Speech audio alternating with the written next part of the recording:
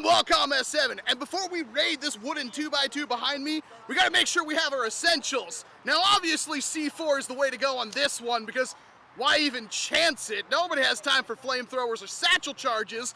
We gotta make sure that we have our homemade Nerf AK from Rust, because we ain't messing around. We don't have time to deal with them nakeds that clearly have all the high quality stuff in this base that we're gonna steal.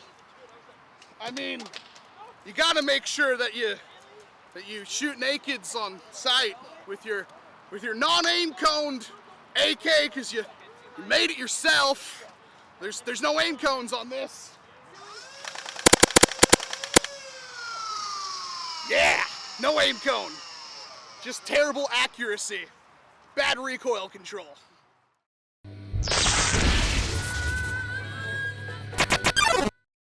Sometimes a modification isn't all about the performance. Performance is always nice to have, of course, but there is a whole nother realm of modification that's more based on cosmetics, or props even. There are even movies, high-budget movies, that use Nerf blasters as props. There's entire companies that dedicate themselves to doing this, and, well, I kinda wanted something like that, but I wanted it to be functional, and I really like Rust. I think that's known by now. I've made a couple of blasters based off of Rust, but none of them are really, as I would say, accurate. And I don't mean that like performance-wise, I mean that cosmetically, as what I've constructed here. I'm my harshest critic. I really, really like this thing. What exactly is it? Well, this is the assault rifle, or commonly known as the AK, from Rust. And, well, some of you might be able to figure out exactly what's going on here, but if you didn't know, this is a Stryfe. There's more not Stryfe than Stryfe here. I'll put it that simply. This isn't just a kit that I printed out and bought or anything like that. This is a labor of love. There is a very, very long build video for this, which you can check out in the corner, but wherever, I think it's over here, the camera's usually backwards, but first goal was I wanted it to be as accurate as I could possibly get it, so instead of using an existing shovel handle and stuff like that, I found a 3D model of a prop version of the AK, and I printed it out. And it worked to a degree. Except, well, obviously that model wasn't supposed to be butterflied open or have any internals or anything like that. So then I had to print it out again while modifying most of the files in order to be, well, hollow and have places for me to, actually bolt them together and stuff like that. Because I still need to take this blaster apart. And then I also needed to try to get them to fit on a Stryfe. That is easier said than done. It took a long time to even just get this grip on here, let alone the rest of this. And then once I got that grip on there and it started to come together as an actual blaster, I then tried to remove as many lines of the Stryfe that were visible. This worked better before I pinned this in. Normally, like if you look, there's a gap right there. This should be completely flush. It didn't work out that way, unfortunately, because that's what happens when you don't test things like that before putting it together. But it still works, because the glory of building something from Fallout or Rust or even Borderlands is that the weapons are not perfect. And they allow room for this kind of handmade feel. And that gives me a lot of leeway to make a lot of mistakes. And that's what I like, because let's be honest, I like my body work, but my paint jobs are horrible. This actually looks pretty decent on camera, believe it or not. The paint job is terrible, but it's supposed to be. It's supposed to be a handmade, well-worn weapon. And that was exactly what I could go for, because that's really easy to do. Any little painting imperfections, you just cover them up with weathering.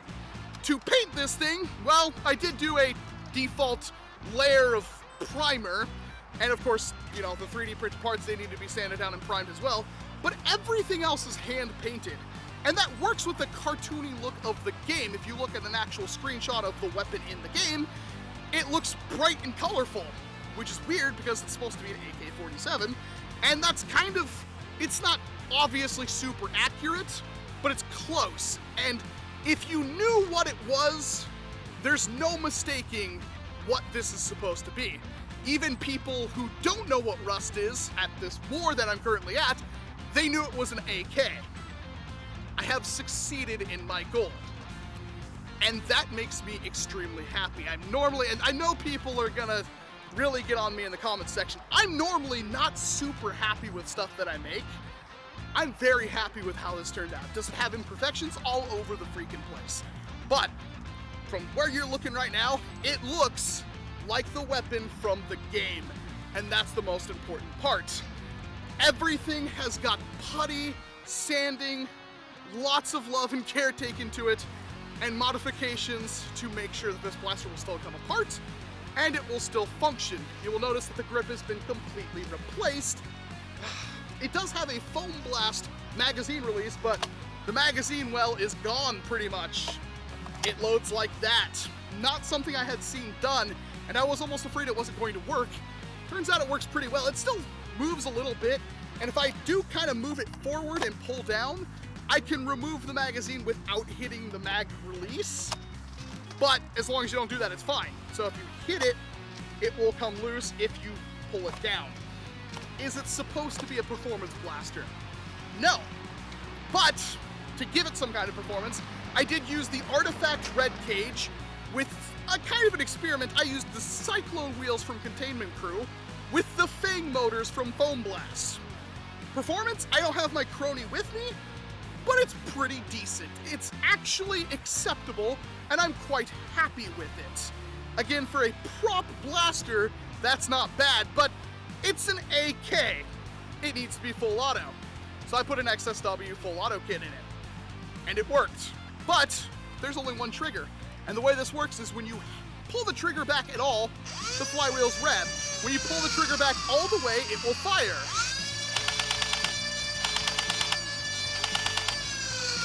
Which is awesome. There's actually no reason to have a rev trigger on this because of that. I don't know what else to say other than it works. I am very happy.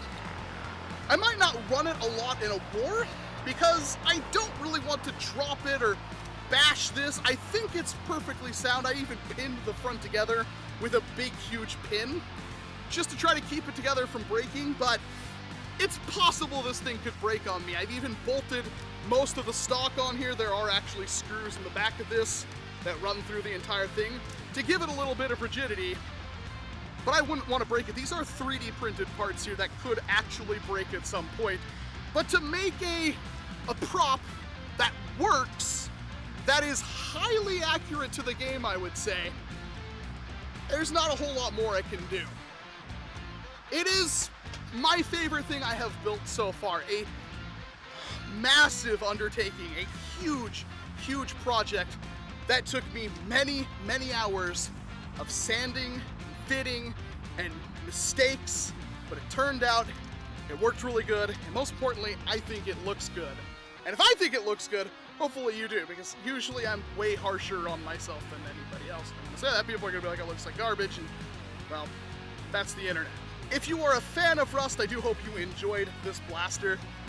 I'm a big fan of the game, and I think this is something that other fans can get behind. A completely functional Nerf replica of the Rust AK, the most iconic weapon in the game, and probably the one you spend the most amount of time with, until the last patch where now it's basically impossible to get an AK unless you're with like a 20-man crew and you're constantly camping the launch site. I'm Walcom S7, thank you very much for watching this video. Let me know what you think about the blaster down in the comment section below. And of course, I hope to see you in an entirely different one.